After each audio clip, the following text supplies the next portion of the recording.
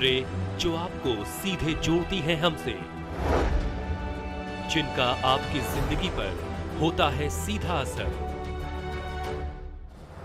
खबरों की वही तस्वीर, बिना बदले बिना डरे, जज्बा सच का लिए, सच दिखाते हैं। नेशन भारतवर्ष, आपके जरूरत की खबर। नमस्कार, आप देख रहे हैं नेशन भारतवर्ष और मैं हूं आपके साथ मानवी ठाकुर। शुरुआत करते हैं आज की खास खबरों से। खबर कैमूर से है, जहां नहाने के दौरान बांध में डूबने से एक 11 वर्षीय किशोरी की मौत हो गई है। इस घटना से परिजनों का रो रो कर बुरा हाल है। सूचना पर पुलिस शव का पंचनामा करने के बाद पोस्टमार्टम के लिए भभुआ सदर अस्पताल भेज दिया है। मामला अधौरा थाना क्षेत्र के कोहरावा डोहर गांव का बताया जा रहा है। मृतक किशोरी सोनभद्र जिला के रावटसगंज थाना क्षेत्र निवासी संदीप जायसवाल की 9 वर्ष पुत्री काजल कुमारी बताई जा रही है। वहीं भभुआ सदर अस्पताल पहुंचे मृतक के नाना ने बताया कि किशोरी 1 साल से अपनी मां के साथ ननिहाल में कोहरुआ डोहर गांव जा रही थी, जहां आज गांव में ही डैम के पास रोपनी का कार्य चल रहा था। इसी दौरान बच्ची बगल के दाम में नहाने के लिए चली गई, जहां गहरे पानी में जाने से डैम में डूब गई। परिजनों ने बताया कि किशोरी की मां को उसके पिता 1 साल से छोड़ दिए थे, जिसके बाद किशोरी अपनी मां के साथ अपने ननिहाल में ही रह रही थी। वहीं इस घटना के बाद परिजनों का रो रो कर बुरा हाल है। का मामला बा का भइल बा? लड़की हमारे नतनी ही है और अपन खेत पर हम लोग रोपाई होत रहे और जब तालाब में पानी रहे उस नहात रहसन, हमने के रोपे में रह गई के नीचे आया तो फिसल गए गोड़, पानी में चल के डूब के मर गए। अच्छा, ये का नाम रहे बच्ची के? बच्ची के ज्योति नाम रहे। उम्र 11 साल के होगा। पिताजी के का नाम रहे? पिताजी के संदीप जायसवाल। केंद्रीय बजट पर राजद के भोजपुर जिला प्रवक्ता आलोक रंजन ने कड़ी प्रतिक्रिया दी है और केंद्रीय बजट को बिहार के छलावा बताया है। साथ ही कहा है कि ये बजट निराशाजनक है। उन्होंने आगे कहा कि इस बजट में आम लोगों के सामने आने वाले प्रमुख मुद्दों को दरकिनार किया गया है। उन्होंने ये भी कहा है कि बिहार को विशेष राज्य का दर्जा और पटना विश्वविद्यालय को केंद्रीय विश्वविद्यालय का जो वादा नीतीश कुमार और नरेंद्र मोदी की सरकार ने बिहार की जनता से किया था, वो वादा ढकोसला साबित हो गया। नीतीश कुमार को बिहार के भविष्य को देखते हुए एनडीए से समर्थन वापस लेना चाहिए। जो आज बजट लोकसभा में पास किया गया केंद्रीय बजट, वो बेहद निराशाजनक है और बिहार के साथ छलावा है। जिस तरीके से पूरे चुनाव ये लोग घूम घूम कर कहते थे कि बिहार को विशेष राज्य का दर्जा देंगे और पटना विश्वविद्यालय को केंद्रीय विश्वविद्यालय का दर्जा मिलेगा, ये सारी चीजें छलावा साबित हुई हैं। आज पुनः एक बार बिहार के साथ एनडीए सरकार ने छलावा करने का काम किया है। नीतीश कुमार जी गला में गला मिलाए थे ना नरेंद्र मोदी जी के साथ कि बिहार को विशेष राज्य का दर्जा दिलवाएंगे। क्या हुआ विशेष राज्य के दर्जे का? भाजपा व्यापार प्रकोष्ठ के प्रदेश सह संयोजक आलोक रंजन ने बजट पर प्रतिक्रिया दी है। उन्होंने इसे बिहार की तस्वीर संवारने वाला बजट बताया है। उन्होंने कहा कि बिहार की तस्वीर संवारने वाले बजट के लिए प्रधानमंत्री नरेंद्र मोदी, वित्त मंत्री निर्मला सीतारमण का आभार। बजट 2024-25 में बिहार के लिए खजाना खोल दिया गया है। मोदी सरकार 3.0 का बजट बिहार की तस्वीर संवारने वाला बजट है। बजट 2024-25 में जो राज्य सबसे स्पेशल रहा वो है बिहार। बजट में बिहार को सबसे ज्यादा मिला है। उन्होंने कहा कि बिहार को पूर्वोदय योजना में शामिल कर राज्य में सड़कों के निर्माण के लिए बजट 2024-25 में 26,000 करोड़ का प्रावधान किया गया है। रहा कि कॉरिडोर जो काशी विश्वनाथ मंदिर में बना है, आपने बनारस गए होंगे तो देखे होंगे, उसी तर्ज पे कॉरिडोर का निर्माण होगा और बहुत आलीशान इसको रूप दिया जाएगा। और कॉरिडोर बनने से पर्यटक भी बहुत दूर दूर के लोग ऐसे भी आते हैं और भी ज़्यादा आएंगे और सुविधा होगी लोगों को, मनोरम दृश्य वहाँ का हो जाएगा। जो भी दर्शन करने आएंगे लोगों को वहाँ रहने को इच्छा होगी। तो अगर कॉरिडोर बनेगा तो होटल का भी निर्माण धीरे धीरे होगा, वहाँ पे विस्तार होगी, तो बिहार का ऐसे ही विकास हो जाएगा। भारतीय जनता पार्टी के राष्ट्रीय प्रवक्ता सैयद शाहनवाज हुसैन ने बजट पर प्रतिक्रिया दी है। उन्होंने कहा कि बजट 2024-25 में जो राज्य स्पेशल रहा वो बिहार है। बिहार की तस्वीर संवारने वाले बजट के लिए प्रधानमंत्री नरेंद्र मोदी, वित्त मंत्री निर्मला सीतारमण का आभार। बजट 2024-25 में बिहार के लिए खजाना खोल दिया गया है। बजट में बिहार को सबसे ज्यादा मिला और बिहार में भागलपुर सबसे अव्वल रहा। उन्होंने कहा कि भागलपुर की पीरपैंती के ड्रीम पावर प्रोजेक्ट समेत विद्युत परियोजनाओं के लिए भी करीब 22,000 करोड़ आवंटित किए गए हैं। बिहार में एयरपोर्ट्स का भी ऐलान किया गया है, जिसमें निश्चित रूप से भागलपुर एयरपोर्ट को भी मौका मिलेगा। शाहनवाज हुसैन ने कहा कि पीरपैंती में पावर प्रोजेक्ट के लिए पहले ही जमीन अधिग्रहित की गई थी, लेकिन पिछली यूपीए सरकार ने इसे ठंडे बस्ते में डाल दिया था। अब पीरपैंती में पावर प्रोजेक्ट के लिए बजट प्रावधान से इस इलाके का भी विकास कहलगांव की तरह होगा। मैं देश के प्रधानमंत्री नरेंद्र मोदी जी को, वित्त मंत्री निर्मला सीतारमण जी को बहुत बधाई देता हूं, उनका शुक्रिया अदा करता हूं कि बेहतरीन बजट उन्होंने देश को दिया। ये बजट किसानों की मदद करेगा, ये जवानों की मदद करेगा, रोजगार पैदा करेगा, आधारभूत संरचना को मदद करेगा, ये जो पिछड़े राज्य हैं उनकी मदद करेगा। खासतौर बिहार के लिए ये तो बहुत बड़ी सौगात है। बिहार में अपराधियों का तांडव जारी है। अपराधी एक के बाद एक आपराधिक घटनाओं को अंजाम दे रहे हैं। ताजा मामला मोतिहारी का है, जहां बेखौफ अपराधियों ने फ्लिपकार्ट कर्मी से दिन दहाड़े बड़ी लूट की घटना को अंजाम दिया है। अपराधियों ने दिन दहाड़े पहले फ्लिपकार्ट कर्मी को गोली मारी, फिर 8 लाख रुपए लेकर फरार हो गए। कर्मी को गंभीर हालत में अस्पताल में भर्ती कराया गया है। वहीं सूचना मिलते ही पुलिस घटनास्थल पर पहुंचकर मामले की जांच कर रही है। घटना नगर थाना क्षेत्र के देवराहा बाबा मठ के समीप का बताया जा रहा है कि कर्मी फ्लिपकार्ट कंपनी से मेन ब्रांच में रुपए जमा करने जा रहा था। इसी दौरान ये घटना घटी। दिन दहाड़े हुई लूट की घटना से आक्रोशित लोगों ने सड़क जाम कर भारी बवाल मचाया। वहीं जख्मी कर्मी का नाम अजय कुमार बताया जा रहा है। जख्मी युवक फिनो बैंक सीएसपी संचालक बताया जा रहा है, जो लखौरा में सीएसपी चलता है। पुलिस मामले की जांच में जुटी है कि फ्लिपकार्ट का रुपया सीएसपी संचालक कैसे जमा करने जा रहा था। पुलिस मामले में कई बिंदुओं पर जांच में जुटी है। ये लूट किया गया है, उसी के क्रम में गोली चलाई गई। उनको अभी सदर अस्पताल रेफर कर दिया गया। फिलहाल खतरे से बाहर काफी उनकी इलाज चल रही है। हम लोग सीसीटीवी देख रहे हैं और साथ ही साथ हमारी जो सीसीटीवी टेक्निकल टीम है वो भी जांच कर रही है। तो हमने अफसर को लगाया स्पेसिफिकली इसी केस को देखने के लिए, जो कि जिस रूट में ये लोग भागे हैं उस रूट को पहचान कर उन तक पहुँचने का मैं प्रयास करते हैं। कितने की लूट हुई है? चलिए अभी ये जब आवेदन आएगा तो उसकी पुष्टि हो जाएगी। फिलहाल अभी पता चला है कि मोटरसाइकिल छीना गया। कितने की संख्या में थे? जन स्वराज पदयात्रा के सूत्रधार प्रशांत किशोर ने मधेपुरा में प्रेस वार्ता के दौरान कहा कि बिहार में भाजपा का कोई अस्तित्व नहीं है। उन्होंने कहा कि आप लोग, हम लोग सब नीतीश कुमार को पलटू राम कहते हैं। आप जरा बताएं कि नीतीश कुमार अगर पलटू राम है तो भाजपा नीतीश कुमार के पास पलट कर क्यों जाती है। प्रशांत किशोर ने कहा, तेजस्वी यादव भी दावा कर रहे थे जब भाजपा की सरकार थी तो नीतीश कुमार को पलटू चाचा कहते थे। उसके बाद क्या हुआ? तेजस्वी खुद पलट कर नीतीश कुमार के पास चले गए और उनकी तारीफ किए थकते नहीं थे। नीतीश कुमार ने एक बढ़िया काम किया, खुद पलट कर इतने बार पलटे कि सबको अपने रंग में रंग दिया। विशेष राज्य का दर्जा मिलना चाहिए, लेकिन विशेष राज्य के दर्जे से आपकी हमारी गरीबी खत्म होने वाली नहीं है। विशेष राज्य के दर्जे से बिहार के बच्चे पढ़े लिखे नहीं बन जाएंगे जब तक बिहार में शिक्षा व्यवस्था को नहीं सुधारा जाएगा, यहाँ पूंजी का उपयोग नहीं किया जाएगा। विशेष राज्य के दर्जा में क्या होता है? अभी केंद्र सरकार का कोई योजना जो चलती है उसमें 60% केंद्र दे रहा है, 40% राज्य दे रहा है। ठीक है, विशेष राज्य का दर्जा हो जाएगा तो आपको 90 मिलने लगेगा, 10 ही आपको देना पड़ेगा।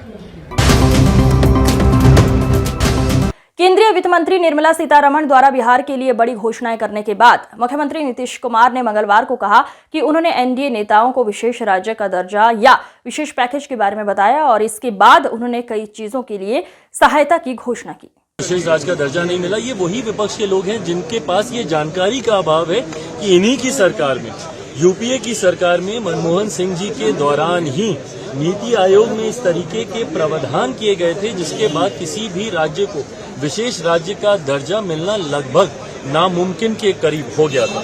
बहरहाल हम लोग की मांग रही थी कि जब तक विशेष राज्य के दर्जे का दर्जा हम लोग को नहीं मिलता, स्पेशल पैकेजेस हम लोग को दिए जाएं। मैं धन्यवाद करूंगा मेरे प्रधानमंत्री आदरणीय नरेंद्र मोदी जी का, मैं धन्यवाद करूंगा हमारी वित्त मंत्री आदरणीय निर्मला सीतारमण जी का कि उन्होंने बिहार को जिस तरीके से स्पेशल पैकेजेस देकर, और मेरे लिए बिहारी होने के नाते खुशी की बात है और मेरी पार्टी लोक जनशक्ति पार्टी रामविलास ने हमेशा बिहार फर्स्ट बिहारी फर्स्ट के विजन के साथ आगे बढ़ने का काम किया है। इस बजट में बिहार फर्स्ट बिहारी फर्स्ट को भी धरातल पर उतारने के प्रावधान दिए गए हैं। आज जितना लोग ढूंढ रहे हैं, जब उनकी पार्टी केंद्र में थी, हम तो 10 के बाद से शुरू किए हुए थे, लगातार सब जगह कितना पटना कहाँ नहीं कितना हुआ है सब आप जानते हैं। और हम लोग कर रहे थे, लोग जितना काम करवाए उसको देखने के लिए आए, तो हम नहीं कराए।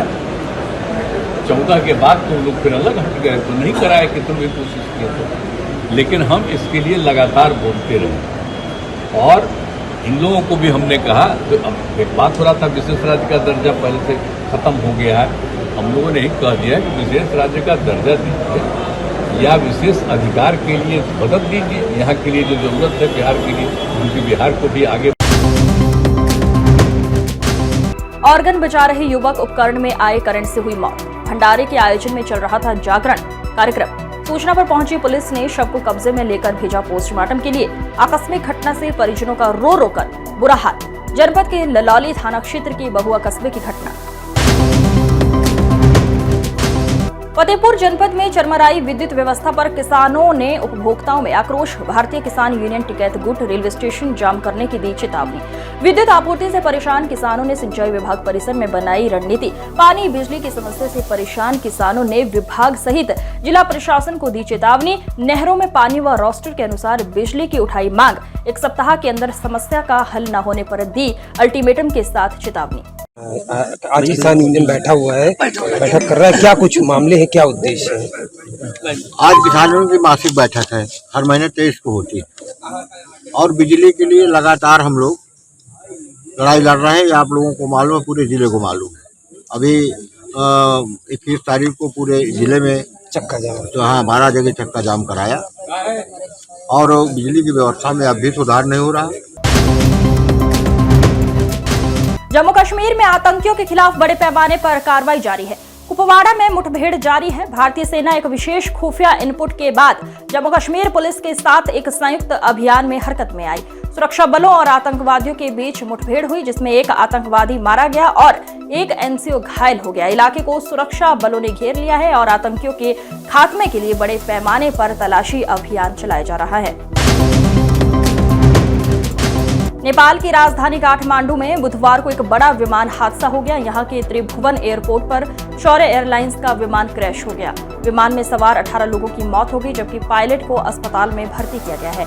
इस बारे में सिविल एविएशन अथॉरिटी ने जानकारी दी है। इस विमान में शौर्य एयरलाइंस कंपनी के ही 17 कर्मचारियों समेत क्रू के सदस्य सवार थे। एयरलाइन कंपनी के अधिकारी ने बीबीसी नेपाली सेवा से कहा है कि ये विमान मेंटेनेंस में था। इस विमान ने सुबह 11:30 बजे काठमांडू से पोखरा के लिए उड़ान भरी थी। इजराइल से युद्ध के बाद फलस्तीन के विरोध दलों हमास और फतह ने मिलकर वेस्ट बैंक और गजा में राष्ट्रीय मिलाप सरकार का गठन कर अंतरिम सरकार बनाने के लिए समझौता किया है। इस समझौते को करवाने वाला और कोई नहीं बल्कि चीन है। चीन के विदेश मंत्री और हमास के अधिकारियों ने इसकी पुष्टि की है। फलस्तीन के 12 अलग अलग धड़ों और इन गुटों के प्रतिनिधियों ने बीजिंग में 3 दिनों तक चली वार्ता के बाद साथ में काम करने का वादा किया है।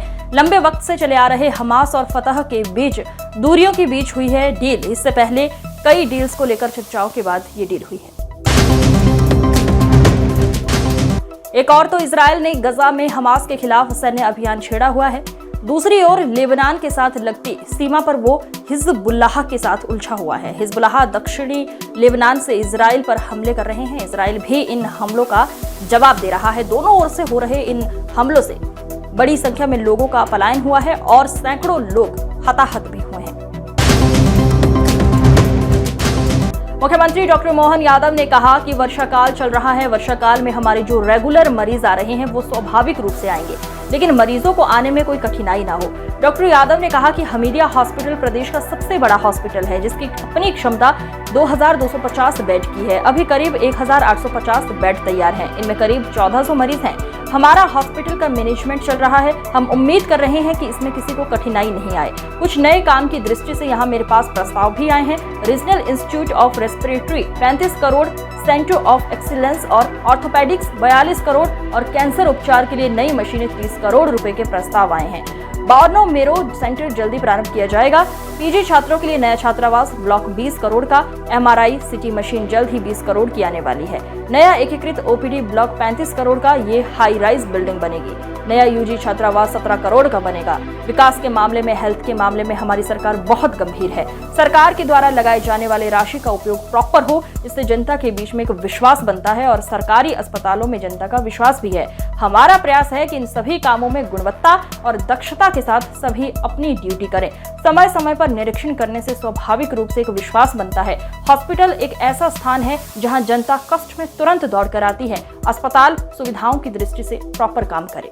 जो वर्षा काल चल रहा है और वर्षा काल में स्वाभाविक रूप से हमारे रेगुलर जो मरीज आ रहे हैं वो मरीज आएंगे, लेकिन मरीजों को आने में कोई कठिनाई नहीं हो। ये प्रदेश का सबसे बड़ा हॉस्पिटल है जिसकी अपनी क्षमता 2250 बेड तक की है, और लेकिन अभी एवरेज अभी 1850 के आसपास तो बेड तैयार है, लेकिन मरीज 1400 के आसपास है। और मैं उम्मीद कर रहा हूँ कि इस प्रकार का हमारा ये।